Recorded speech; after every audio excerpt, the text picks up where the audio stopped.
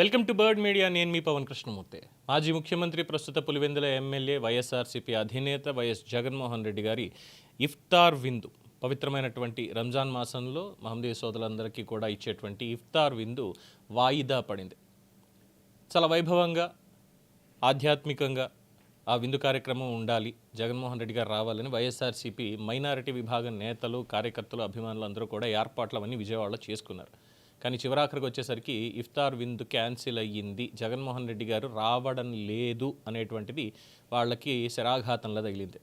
ఎందుకని ఆలోచిస్తుందంటే, ఇదే అధికారంలో ఉన్నారనుకోండి, ఈ పాటికి అయితే కేసీఆర్ గారి దగ్గర, ఎందుకంటే ఆ రోజు మనం చూసాం కదా, ఇఫ్తార్ విందు కేసీఆర్తో కలిసి చేసుకున్న సందర్భంలో ఖర్జూర పండు ఏదో పడిపోతే దాన్ని తీసి మరీ తినిపించినటువంటి ఆ వీడియోలు కూడా గతంలో చూడడం జరిగింది. అండ్ ఆఫ్టర్ దట్ అధికారంలోనే ఉండుంటే కనుక ఈ పార్టీకి సెక్రటేరియట్ దగ్గర, లేదంటే తాడేపల్లిలోనో, లేదంటే విజయవాడ ఏదో ఒక గ్రౌండ్లోనో భారీ స్థాయిలో ఒక పెద్ద షామియానా ఇవన్నీ కూడా వేసేసి, ఇంకేముంది, మొత్తం ముస్లిం మైనారిటీలందరికీ అండగా ఉన్నటువంటి ఆత్మీయమైనటువంటి వ్యక్తి జగన్మోహన్ రెడ్డి గారే అనేటువంటి స్లోగన్స్ తోటి, వీటితోటి మొత్తం సిటీ అంతా కూడా రంగురంగుల లైట్లతోటి, వీటితోటి మొత్తం అంతా చేసేసి ఈ పార్టీకి ఉదరగొట్టేసి ఉండేవాళ్ళు. కులాలు చూడడం, మతాలు చూడడం, ప్రాంతాలు చూడడం, పార్టీలు చూడడం అనేటువంటి మళ్ళీ ఒక డైలాగు, ఇవన్నీ కూడా అన్నీ చేసేసి ఇఫ్తార్ విందిచ్చేసి హ్యాపీగా వెళ్ళిపోయి ఉండేటువంటి వాళ్ళు అనేది మామూలుగా మాట్లాడుకుంటున్నటువంటి అంశం.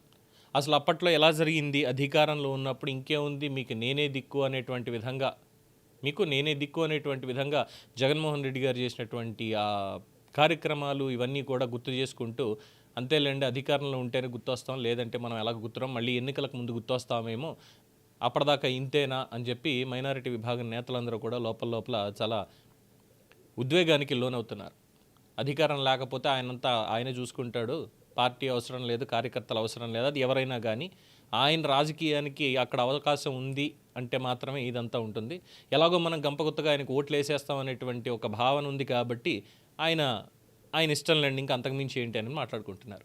ఇంతకీ ఎందుకు జగన్మోహన్ రెడ్డి గారు ఇఫ్తార్ విందు వాయిదా పడింది అంటే, కొన్ని సమాచారాల దృష్ట్యా పేపర్లలో వస్తున్నటువంటివి, బయట మాట్లాడుకుంటున్నటువంటివి రహస్య సమావేశాలు, పదవీ విరమణ చేసినటువంటి ఒక బ్యూరోక్రాట్ తోటి ఇప్పుడు పనిచేస్తున్నటువంటి కొంతమంది అధికారులు, వీళ్ళందరూ కలిసి ఈ ప్రభుత్వం మీద ఎలాగ వీళ్ళు చేస్తున్నటువంటి పనుల్ని ఎలా తిప్పికొట్టాలి, ఎలాగ ఇచ్చేయాలి అనేటువంటి దాని మీద సమాలోచనలు, సమావేశాలు అన్నీ కూడా జరుగుతున్నాయి అనేటువంటిది ఒక భోగట్ట.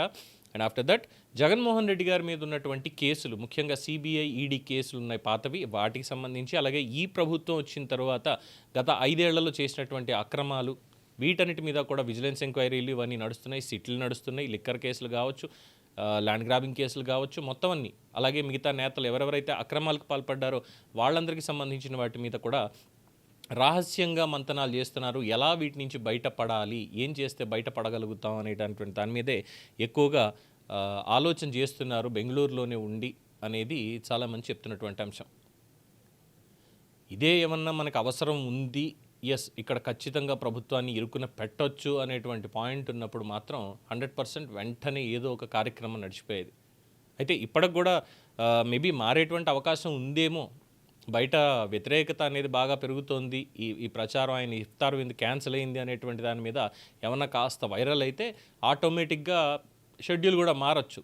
రహస్యాలు దేవుందిలే, తర్వాత చూసుకోవచ్చు, ముందెళ్ళు ఒకసారి అక్కడ వాళ్ళు పెట్టేటువంటి విందుకి అటెండ్ అయ్యి వచ్చేద్దాం అనేటువంటి ఆలోచనలో ఉంటారేమో అనేటువంటిది కూడా బయట వినిపిస్తున్నటువంటి ఒక అభిప్రాయం. సో మొత్తానికి అవసరం ఉంటే తప్ప మైనారిటీల మీద ప్రేమ అనేది జగన్మోహన్ రెడ్డి గారికి లేదు అన్నది ఒక పాయింట్ చెప్తున్నారు. ఎందుకు అంటే దీనికి ఎగ్జాంపుల్ కూడా చెప్తున్నారు. సిఏఏ బిల్లుకి కావచ్చు, లేదు అంటే కామన్ సివిల్ కోడ్ ఏదైతే ఉందో దానికి సంబంధించింది, అండ్ ఈ ట్రిపుల్ తలాకు, ఆర్టికల్ 370 వీటి రద్దుకు సంబంధించినటువంటి అంశాల్లోనూ కేంద్రంలో ఉండి అక్కడ మద్దతు ఇచ్చేశారు శుభ్రంగా.